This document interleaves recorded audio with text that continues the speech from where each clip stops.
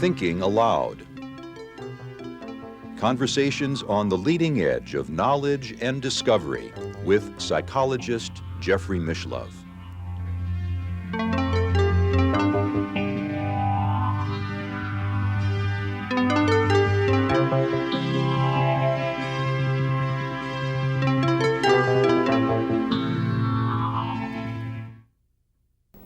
Hello and welcome.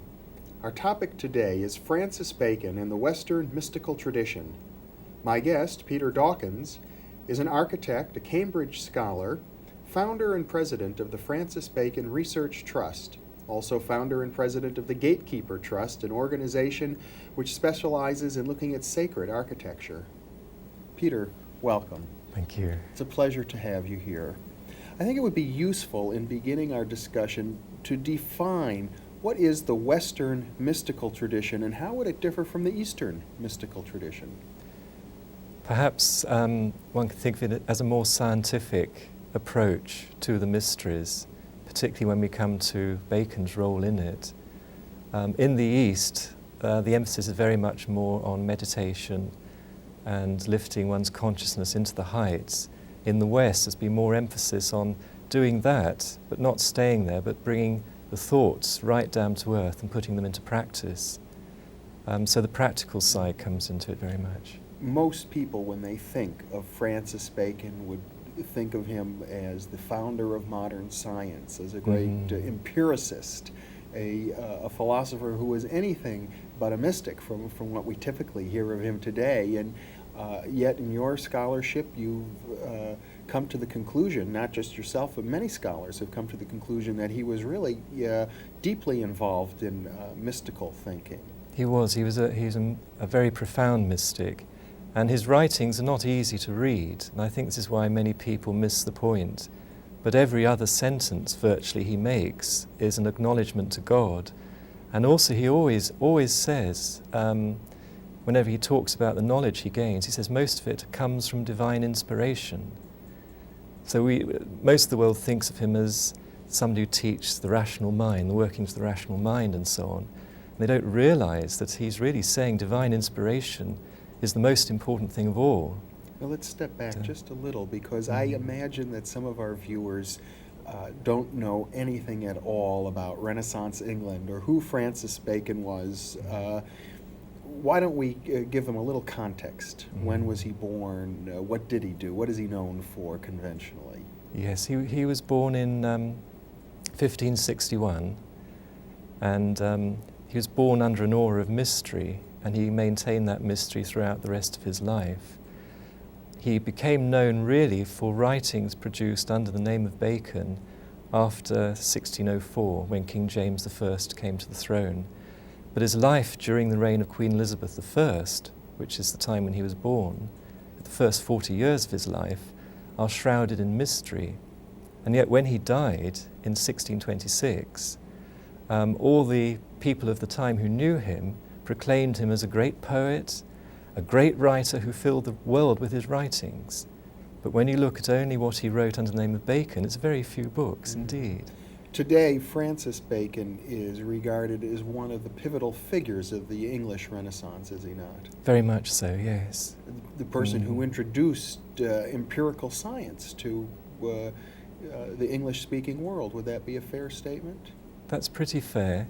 It's said that he brought in the process of induction of the mind, that sort of process. Inductive logic. Inductive logic. In fact, he taught both inductive logic and deductive. He wasn't saying don't deduce, but he added the inductive logic as well. You'd say he wrote under the name of Bacon, implying that, as many people speculate, I suppose, that he's also the author of Shakespeare's writings. That's right. I don't know if we can get into that too much, but let's step back a little bit, because it seems as if much of his writing is in the same vein as the earlier English writer Roger Bacon, who was also an empiricist. It's very true. It looks as if Roger Bacon sort of prepared the way, really, for what Francis Bacon later did. And included in that is the sort of alchemical approach to science. And Francis himself carried on that scientific approach, and he's really an alchemist. Nowadays we misunderstand what alchemist means. Now, Francis Yates, a great Renaissance scholar, has written many books about the occult tradition in Renaissance times, and I suppose it's fair to say that during the English Renaissance, which in many ways represented the height of English culture, Bacon and Shakespeare, Queen Elizabeth, and so on, it was these occult views were the dominant philosophy of the time, were they not? Very much so, yes. I mean, it was almost natural to be a mystic or occultist in those days. But if you were, you had to be very quiet about it because of the religious quarrels that were going on. It's quite a dangerous period to live in. It was a time of great turmoil. Yes. Now, Francis Bacon was a person whom the scholar Francis Yates suggests was actually the founder of a major Western mystery school known as the Rosicrucians. Yes, that's right. But of course he did it secretly, did it quietly. The Rosicrucians were known to be a secret body of people. They called themselves the Invisibles. They worked behind the scenes, and they didn't want people to know who they were at that time, because their work would have been stopped. And so one of their rules is that whatever they did in terms of writings or whatever it might be, they did it under pseudonyms or anonymously. They didn't use their own names. If they used their own names, it would have identified them, and there were forces that would have come in and stopped it. And they were writing about themes that are still very important to us today, such as building up civilization and developing a worldwide brotherhood for the betterment of humanity. That's right. They were really trying to build out the basic theme of developing friendship, justice, and freedom of the human soul from tyranny and ignorance and so on. Looking towards a world of peace. And Bacon himself wrote a book, The New Atlantis, as I recall, which developed all of these themes, didn't he? Yes, it did. Only part of it was published, which was, again, part of his method was to only publish part of something. You leave something concealed, so there's a treasure hunt. And if you get interested in it, you get drawn into the treasure hunt. Because in other words, this is deliberate in order to... It's deliberate, in order to interest the most curious minds. That's right. And I gather you're one of those who have... I'm one of those curious ones. You've been drawn into the treasure hunt. Yes. And The New Atlantis was a utopia type of writing, but it was very grounded. It's not a sort of wishy-washy dream. It was something that could be achieved. And not only did he have it as an idea, he set in motion the process that would actually make it possible of achievement. Let's talk about that. First of all, what was his idea? What was he proclaiming in the New Atlantis? He's proclaiming a land that was ruled by a government of wise people, wise, compassionate people, elected by the country. A democratic ideal, but the people there who are in politics, if you like, the government of the day, are actually the wise people, the seers, the sages, and very compassionate. In the tradition of Plato's Republic, I suppose. Absolutely, yes. In That's fact, right. Bacon saw himself as a philosopher in the tradition of Plato. That's right, yes. And that means a great deal, because Plato is acknowledged as a supreme poet, not just a poet. A poet doesn't mean just somebody who writes down verses that rhyme or something like that. The original meaning of a poet was a teacher, a great teacher who could inspire others and really motivate the population to do better things. And somebody with a vast imagination and a mystic. And Plato was an initiate of the Orphic Mysteries. So that whole stream of the Orphic Mysteries with its Platonic love, its divine love and friendship, was a basic part of Bacon's life. And when we look at the Western mystical tradition, we really do need to go back to the ancient Greeks. Yes, we do. And to other places too, like the ancient Egyptians, Hebrews, Persians, all the others involved in that whole Western mystery tradition. And what you're suggesting is that somehow Francis Bacon, who we think of it typically as an empiricist, a scientist, a logician, was a conscious and very powerful continuation of that Western and a very ancient mystical tradition. Yes, he's what would be called an emissary of the Brotherhood of Light. He was following a plan that had been passed on down the ages, a plan carried out by the initiates, and he played his part in that plan. And his role was a very big part that he had to play. Now, I presume that most historians of the Renaissance period would claim that there's not a lot of evidence for what you're saying, or is there? Is it known? There's an enormous amount of evidence, but it's carefully hidden as a treasure hunt. You have to find it, and you have to work jolly hard to find it, but it's there. And what is your evidence? It would take a long time to show the evidence. What are some of the highlights? Some of the highlights is lead-ins to the mystery. Like at the time of the English Renaissance, it all happened in virtually 20 years. Some of the greatest writings and dramas that we still have were done at that time, in 20 years. In a city of about approximately 50,000 people at that's that time, right. which was about the size of London. It's amazing. Yes. It would be like Green Bay, Wisconsin, all of a sudden producing a Shakespeare and a Bacon and a Marlowe and all of this great talent. And not many of them out of that lot who had a very high education either. You know, you count only a few who had a sufficient education to produce these things. And I suppose it's fair to say that the entire English-speaking world has been deeply affected by what took place at that time. Very much. And as you look, you know, that's the question mark. How did it happen in 20 years? Also, how did the English language suddenly increase its vocabulary by 10 times virtually during that period of time? In the Shakespeare works alone, you get approximately 12,000 new words. And I think the Shakespeare works use about 35,000 words altogether. Well, even nowadays, a writer doesn't use a fraction of that, virtually. That's very interesting. So Yes. something happened that was very powerful, that changed our culture, and somehow Francis Bacon was in the center of all of this. He was in the center of it, because as you start to look into how did it happen, who could have created this, because it's obviously created. You know, words are created by human beings to express something. And if one assumes, as I gather you do, or deduces, as I gather you do, that Bacon not only wrote the philosophical works attributed to Bacon, but also the poetry attributed to Shakespeare, yes, it's quite significant. But even if he didn't, I suppose the fact is that these writers, these individuals, virtually changed all of the English-speaking Western world and beyond. Yes, I mean, my own researches and those of others who've done this work before me is that there was a small group of highly intelligent people, very gifted people, poets, writers, artists, dramatists and so on, who were called together by Francis Bacon, made into a tightly knit group, and they dedicated themselves to doing this program, following a vision that Bacon had, which was translated into an actual method for the world, for future generations. But it was started then, at that time. Bacon had his teachers as well, though, did he not? Oh yes, yes. When he was born, he was given a very careful upbringing. He had the best teachers of the time.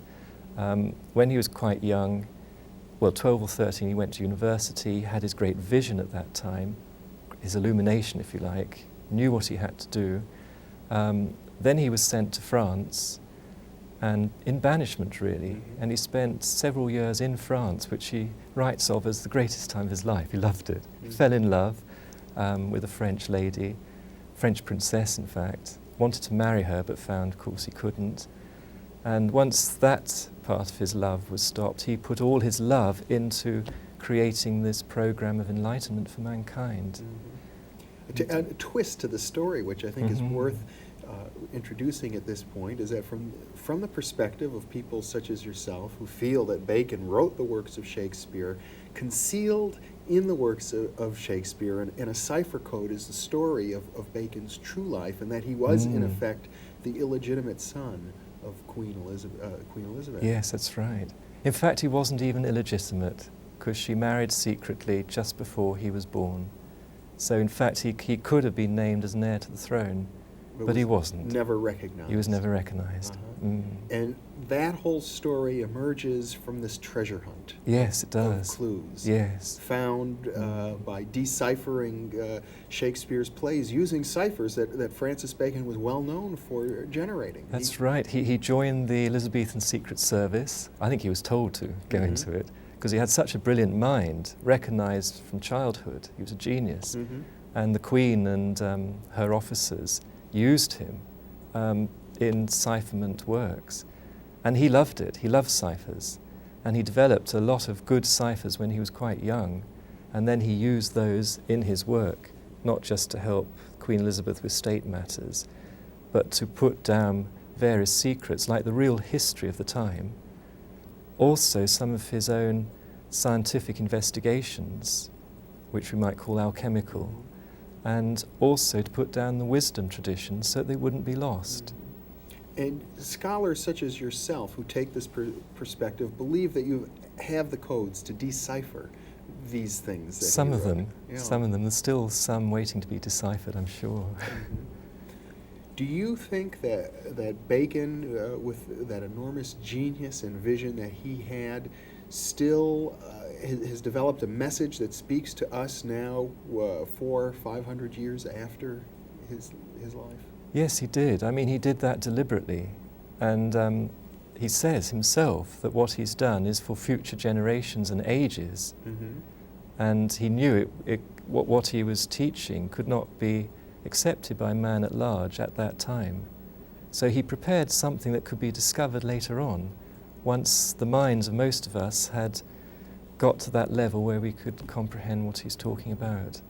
Now, I'd like to hear what it is he has to say about what would be relevant for our generation. But let's step back just a second and let me ask you this.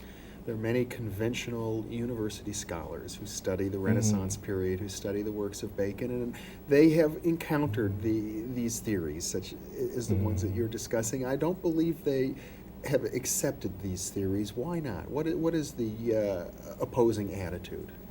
Well, the main opposing attitude is what Bacon called idols of the mind, which is a weakness of the human mind. I mean, we all have it. I've had it.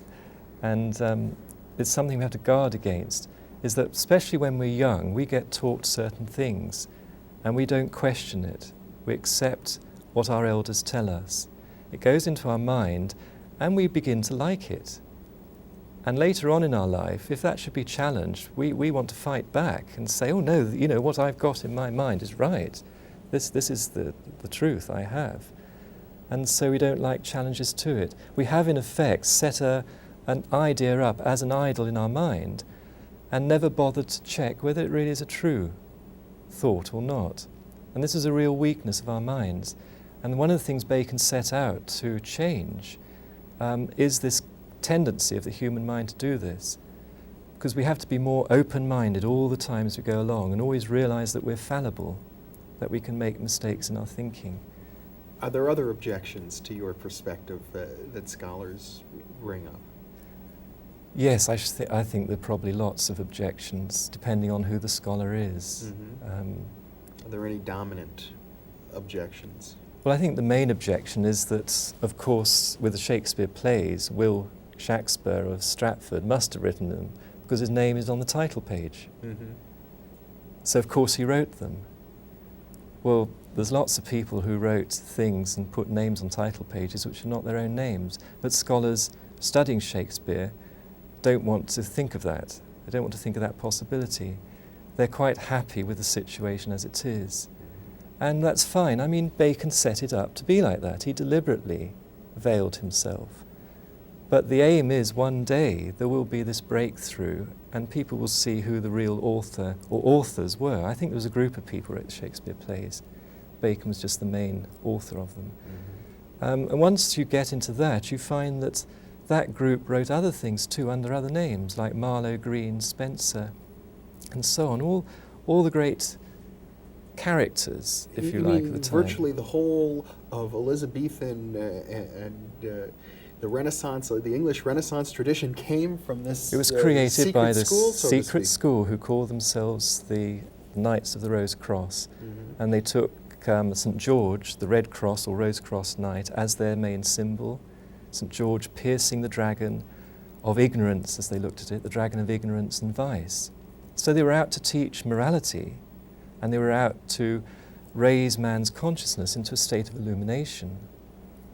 But of course they had to work secretly, because a lot of people didn't want that to happen. Now, some of these people were public about their work. I mean, we know the history of the Rosicrucians in this period. John Dee, for example, was a known Rosicrucian and occult scholar, was he not? No, not at the time. Oh. It's only recent scholarship that can pinpoint this. I see. At the time they were very secret. They weren't known. Mm-hmm. If they were known, their lives would have been forfeit. It was very, very dangerous. I see. Let's talk for a moment about how you got drawn into this treasure hunt, Peter. How did that happen? Well, I'd studied quite widely, first of all, having been trained as an architect. An aspect of an architect is you have to learn something of everything, and my mind works like that.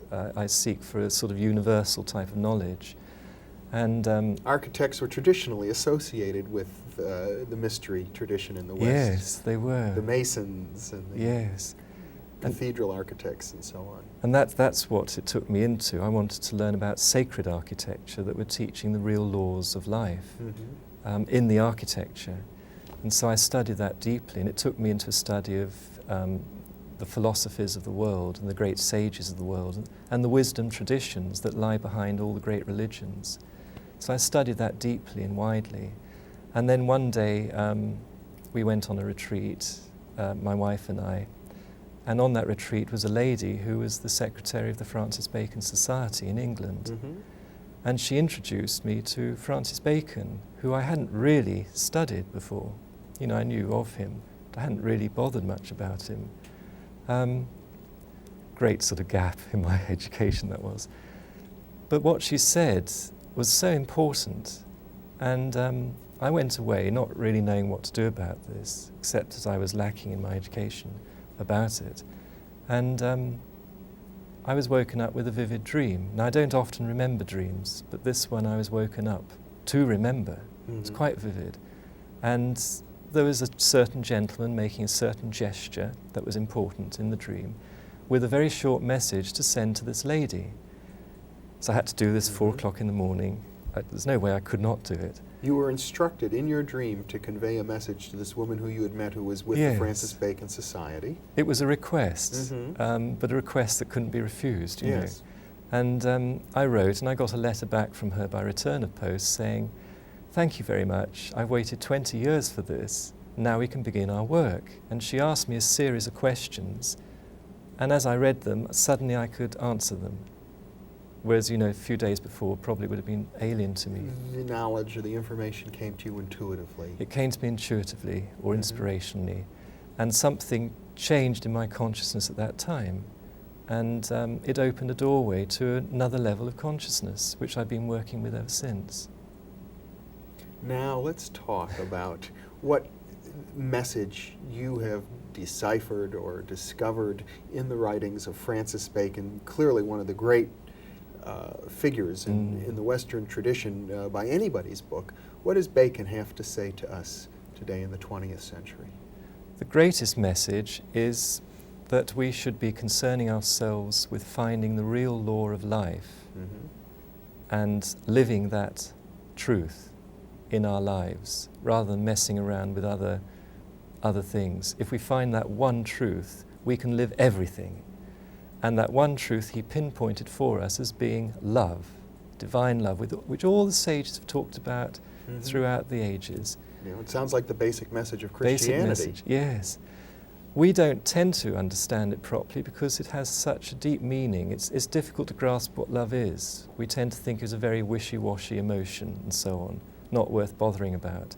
But love is the great life force of the universe. And he pointed that out, and he used the teachings of the ancient sages about Cupid. Cupid is a name for love, or eros. And using the story, the parable stories of the ancients, he interpreted it very simply for us in modern scientific terms that only now some scientists have suddenly grasped what he's saying. He's saying that love is an emotion. Emotion is the motivating power of the universe. The key's in the words. It's the motivating power. It's movement. Movement is the basic principle of life, of the universe. And there are great scientists now who've suddenly got into that secret that movement is the basic principle behind everything. And you can start translating in terms of mathematics and so on like that. And has Bacon taken it that far? Bacon knew it, yes. That was the basis of his teachings. So this, in a sense, might really encapsulate the difference between the Eastern mystical tradition, which certainly also talks about love, but not in terms of movement, almost in terms of non-movement. Stillness, yes. Stillness. Yes. And the Western tradition, epitomized by Bacon, which suggests that in action or in movement is the fulfillment or expression of love. It is love, yes. It is Movement is love. As soon as you love, you are moving. You are alive. You know, we associate death with non-movement. The more alive somebody is, the more movement they have in them. They start to shine. They start to light up, because that movement creates a vibration which is light, which is sound, and everything is built on vibration. And in actual fact, there isn't any difference between the teachings of the East and the West on the deeper side of it. It's only outwardly that it's presented differently to people. If you go deeply into the Eastern teachings, they'll also give the same. Is there anything more specific about Bacon's work? We have about a minute left that addresses us today. You said he set things in action. He set in action a worldwide revolution in thought and action to raise people's level of consciousness, to receive illumination, and then to put it into practice to achieve real knowledge. Because once you've done something, you can say, I know. And then he said you have to check what you've done to make sure it's good and useful. If it's good and useful and stands the test of time, then you can begin to say, well, perhaps I know truth. And you can live it more and more, because you know it works. He also, part of this whole work was not just for the whole world, for every country of the world. There was something very specific and special for the United States of America. Can you say it in 10 seconds? In 10 seconds, he set in motion the birth of a new race, something that had been planned down the ages by the sages. His job was to actually put it into action. So he was behind a lot of the colonization of the United States. Of what became the United States of America. Peter Dawkins, thank you very much for being with me. I think that your talk has probably inspired many of our viewers to launch themselves on the same treasure hunt, which has inspired you so much. Thank you very much. And thank you very much for being with us.